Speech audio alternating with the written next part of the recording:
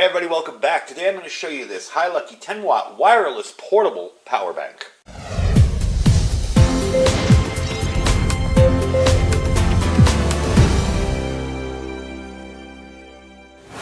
Alright everybody, welcome back. Now if there's one thing I love, it's the fact that you have a power bank that has a solar panel on it.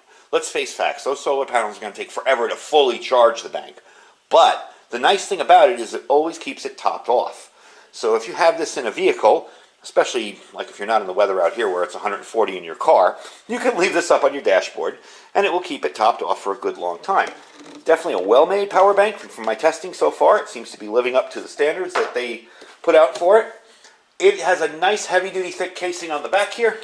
Sorry, there. And it's got nice thick silicone rubber, so you don't have to worry about it getting wet in the rain. Nicely sealed up back there. You have an on and off switch right here. You'll turn it on by pushing and holding, and there you go. And I have it fully charged here. So this bank is a little bit different. It has two USB ports and one C port.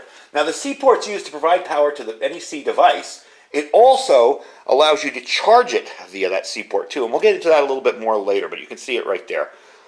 So all in all, a really cool, neat item. It also allows for wireless charging, and that's if you have a QI-enabled device. So you have a 10-watt stand on the back for your smartphone or anything that does wireless charging. For those of you unfamiliar with it, you just would take your smartphone and put it on there. Mine doesn't do this, so I can't demo it, but you get the idea. Really handy. You can put this by your bed, keep your phone topped off at night.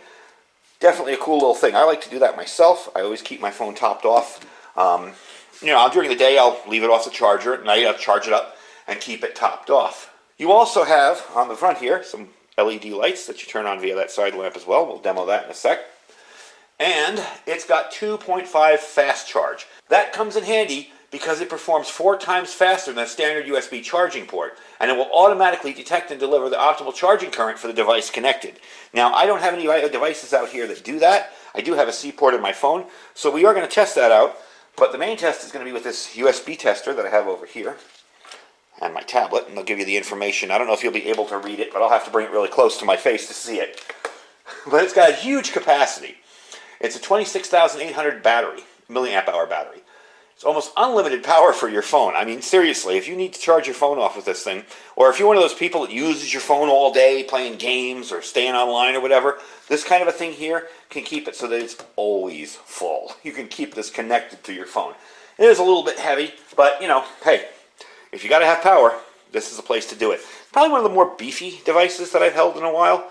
Definitely well made, nice soft rubber. You don't have to worry about this thing getting broken or beat up. Really thick plastic on the ends. Definitely a well-made device.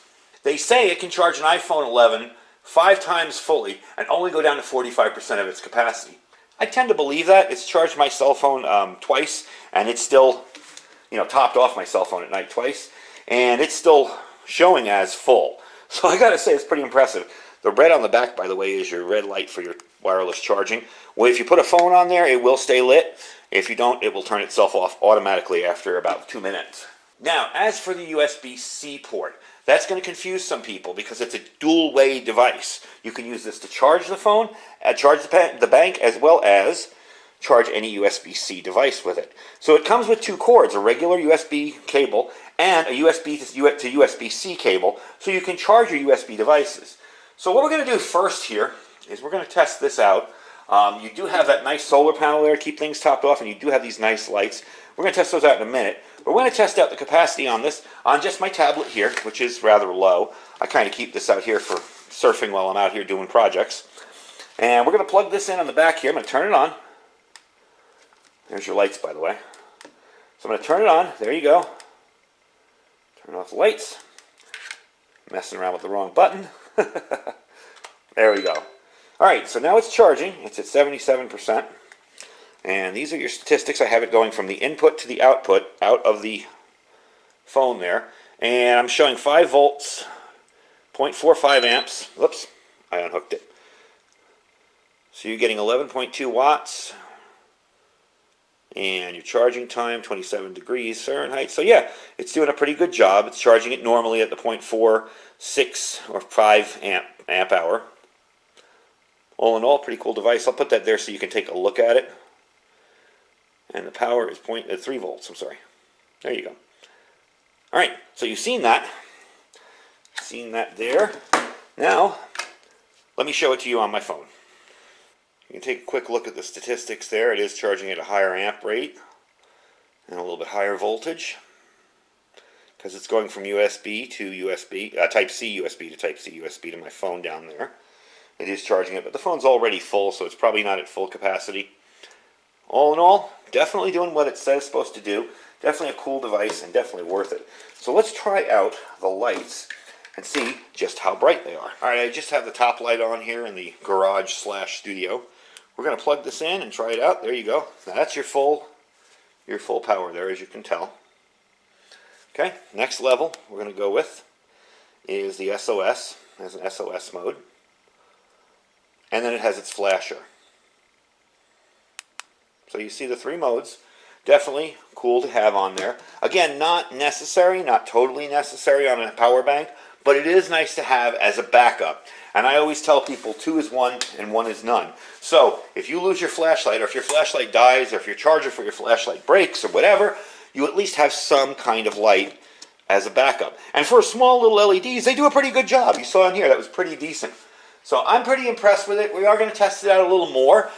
This is really just a preliminary kind of review. I have used it to charge my phone a couple times and will be using it to fully charge my tablet.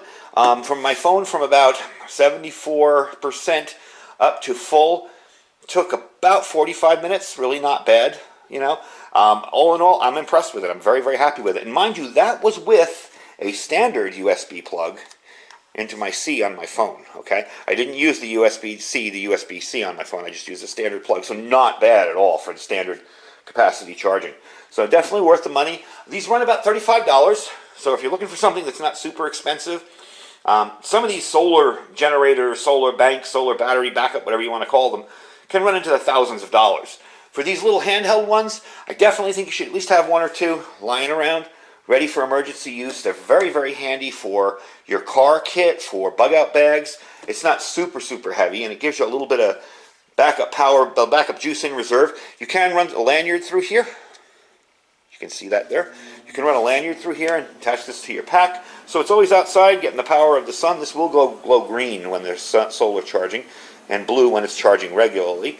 And those are your indicator lights right there. Turn them on for you so you can see them again. All in all, definitely a good value.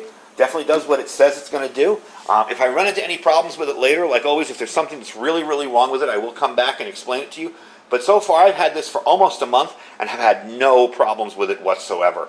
Definitely a cool little device. I've even used it in my vehicle to top off my phone while driving. You know, just plug it in, sit it down there, and let it do its thing.